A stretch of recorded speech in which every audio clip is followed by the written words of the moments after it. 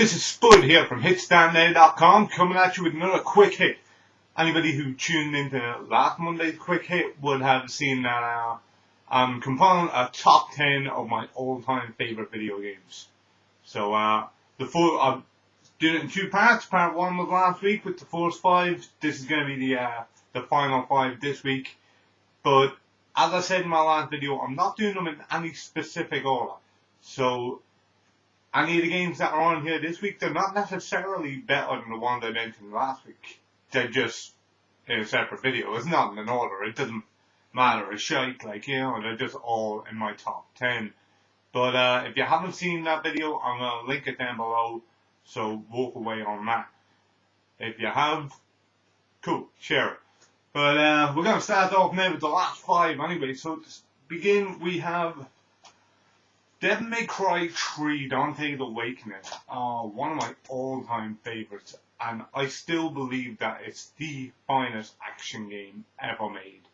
It's a hack and slash where you play as the now infamous Devil Hunter Dante, and in this particular one, it's based before 1 and 2, you're battling against Dante's brother Virgil.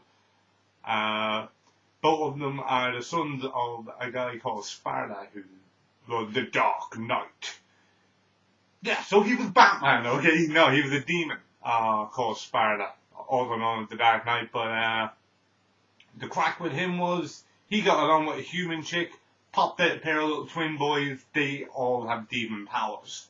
So one of them was fighting for good, one of them was fighting for evil. You're fighting as Dante on the side of good against your brother.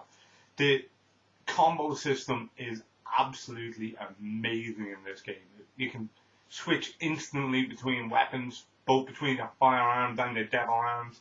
You can devil out with the devil trigger, giving you health back and extra damage, makes you a little bit faster. There are different styles depending on which way you play. You can change your O button to, say, a dash button, a block button, a sword button, whatever suits you, and those styles will increase the more you use them, therefore giving you more power with that style. It's all done in this great kind of gothic environment as well, with this huge tower that shoots up in the middle of the city, killing everybody, and you got to circle up this tower and try and reach to the top, basically. But it's an incredible game. The action is fast, fluid, intense. It's incredibly difficult when it wants to be on the harder levels. Dante Must Die mode is off the charts. It's incredibly difficult. It's got a great family underline in it throughout the whole series, but especially in Devil May Cry 3, about just family issues. But it's done in such a way that it's not in your face. It's kind of buried behind everything else, and it's thrown in as just a rivalry. Fantastic game, well worth it. As you can see, I've actually got 2 copies of it here. I picked up the special edition lately, which I've been looking for forever. Incredible game. I love Devil May Cry 3. Also on the charts, on the menu today, we have Mortal Kombat 2. Now you can all look at me and go, seriously, Spud, MK2. Should it not be the reboot Mortal Kombat or Mortal Kombat 9, as really stupid people call it? Should it not be Mortal Kombat that you're talking about? It's a vastly superior game. Yes, it is a vastly superior game. It's better in every way, shape or form. But I have a soft spot for MK2. I've been playing since the 4th Mortal Kombat, and anybody who knows me knows I'm an over-the-top combat head, always have been. But Mortal Kombat 2 is always the one that stood out for me. I think it's absolutely brilliant. It's not well polished. It's not. It's not Street Fighter 2. It's certainly not Mortal Kombat the reboot. But there's just something about it. The extra characters they threw in, like Melina, Kitana, Baraka, were fantastic. They were really imaginative. You got to play as Shang Tsung. Blew all of our minds. We were all wondering, why is he young? He used to be an old guy in MK1. What the hell's going on here? Liu Kang came back and actually looked fucking cool. He turned into a dragon, ate half your body. Everything, again, was dark as shit, was really gritty. I remember getting a genuine shock and a feeling of terror when I first saw a lot of the fatality moves from that game. Blew my mind.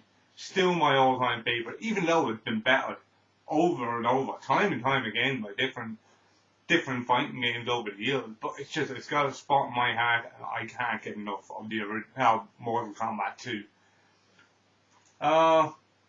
Speaking of number 2, we have Twisted Metal 2 World Tour. What a game! I can't say anything bad about the second Twisted Metal game. It's absolutely incredible. Twisted Metals, as a series, you pick from a bunch of different cars and basically play it like a fighter. Bunch of cars in an arena all have to blow each other up. There's no racing or any of that sort of fact. It's simple kill or be killed. I actually think I jumped on board with Twisted Metal 2. That was my first one. I remember I used to rent it out pretty much every weekend and try and blow through it. I used to love it, absolutely love it. And today it's lost nothing. It's still fantastic. Again, it can be incredibly difficult. It's got this great cast of characters, all driving different vehicles. You know, you have like the pink Cadillac with the flamethrower. You've got the JCB with the big teeth on the front of it, Mr. Slam. You've got Mr. Grimm on the motorbike. Every one of them with their own special abilities. The game travels around different countries around the planet, and you just blow them up as you go along. There's a great scene, there's a great level in Paris where you blow the shit out of the Eiffel Tower, which in turn makes bridges onto the rooftops, giving you more places to maneuver and more places to pick up more weaponry. It's an absolutely phenomenal game, and I'd recommend it to absolutely anybody. There's nothing bad I can say about Twisted Metal 2 World Tour, apart from maybe the final boss is a bit shit. Yeah, the good battle is just not very imaginative, but that's okay because everything else in the game is, so it really makes up for it. The 2-player co-op mode as well is great crack, really, really entertaining. After Twisted Metal World Tour, we have Final Fantasy VIII. Now, I've been talking about Final Fantasy VIII a lot lately because I'm doing it for my challenge accepted videos at the moment, which again I'll link down below, in which I have to beat games I could never beat. Final Fantasy VIII I've beat through a couple of times but could never beat the boss at the very end. But it's always such an adventure to play Final Fantasy VIII. It's an incredible, incredible game. All the characters in it, even little throwaway characters almost, like Irvine, who just, I reckon if he had a voice, he'd sound like Gambit from the X-Men. He's kind of thrown in there for comedy reasons. You know, your own character who's Squall, Quistis, Selfie, Zell, everybody just so, there's such emotion in the game. You can really attach to these characters. You can believe in these characters. You know, and that's something that I can't say about a lot of games. Not as much as I can with Final Fantasy VIII. The first time I played through this game, it made me laugh, it made me cry, it made me really pissed off when I got beat up. But it's got this crazy system in it as well. It's an RPG. It's got this crazy junction system where you draw magic from your opponents and then junction them to different statistics within your character. Say, junction 100 whatever type of magic onto your HP, it might increase your overall HP.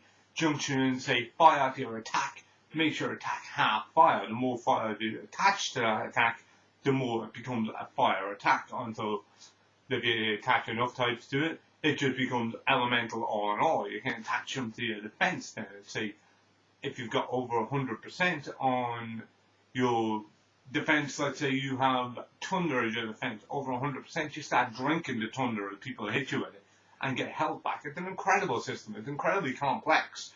And adds a lot of depth to a game that's already got a hell of a lot of depth. Incredible story, although it does get silly at times. But you'll have that with any story that lasts that long, really. But it's an incredible story and can be taken as its own. That's the great thing about Final Fantasy. You never have to take it as part of the series. Take any title on its own and just enjoy it for what it is. And Final Fantasy VIII, no different. First RPG I've ever played, still blows my mind today. Love it. And finally, this isn't the number one now, this is just the final one on the list of my top 10 all-time games. The mother of all first-person shooters, Doom. What can be said about Doom that hasn't been said already? It's the godfather of first-person shooters. I know Wolfenstein 3D was out before it, invented the genre, yada yada yada, but Doom perfected it. Doom is everything you could want from a first-person shooter, and I'm throwing that out there, even today, against the likes of Call of Duty, Battlefield, fucking Titanfall, which looks a bit first-person shooter, even though you're in a mech that's on its way soon. It's just, none of them really reach the levels that Doom reached for me. It's based in this crazy kind of hell dimension. I think it's hell kind of poured over into Earth more so, but it's got this incredible cast of incredibly disgusting creatures. Now, I'm holding up the PS1 version here. It also includes Doom 2, which is great. But, you've got everything from little imps, fucking demons, mancubuses, you name it, spider demons or electro fucking arachnitrons, whatever you want to call them. Crazy guys there. The cyber demon is like, what, they're 16 foot tall, launching rockets at you. You got this little head then on your hood that shows how beat up your ass so you can see in an instant where you are health wise. Incredible array of weaponry, including the infamous BFG 9000. The big fucking gun. Which is not actually what it stands for, it's Bioforce gun, that's not the point. You've got a chainsaw. Try and fault any game that's got a chainsaw. Every level is labyrinth-esque. It's easy to get really lost in. You've got to know what you're doing in Doom. If not, you could be lost there for days and just die of starvation. Its shotgun is still one of the best in video game history. It does exactly what it needs to do. It's an absolutely incredible game. I still play Doom on a very, very regular basis. I just can't get enough of it. Crank that motherfucker up to ultra violence. Boom. Get on in there. So that is my top 10 of all times. In this part we covered Devil May Cry 3, Mortal Kombat 2, Doom, Twisted Metal World Tour, and Final Fantasy 8. I want to give some shout outs to games that almost made it but didn't quite, including like Prince of Persia, The Warrior Within, the latest Mortal Kombat. I refuse to have two from the one series on here. Spider-Man 2, Enter Electro, which is the reason I got into comic books. Mortal Kombat Shaolin Monks was absolutely incredible. Tony Hawk 2, Pro Skater 2, what can I say about it? It was absolutely amazing. Duke Nukem 3D revolutionized first-person shooters. All these games were almost there but didn't quite get into the top 10. All games that I absolutely love. So I think that just about covers it. Everything I've mentioned so far, all the games that I've mentioned, I just think are above and beyond anything else I've ever played. Now, I'm a guy who's got a collection of almost 500 games, so I've more than likely played probably twice that over the years, but these 10 are above and beyond, just shine through. So, what else can I say apart from this is Spud from hitstartnow.com, signing out. If you enjoyed this video or indeed any of the other videos on the Hit Start Now YouTube channel, feel free to like and subscribe. Feel free to share it on Facebook, share it on Twitter, hit us up on Twitter and Facebook at Hit Start Now. And of course, check us out, hitstartnow.com. Thank you very much. Good luck.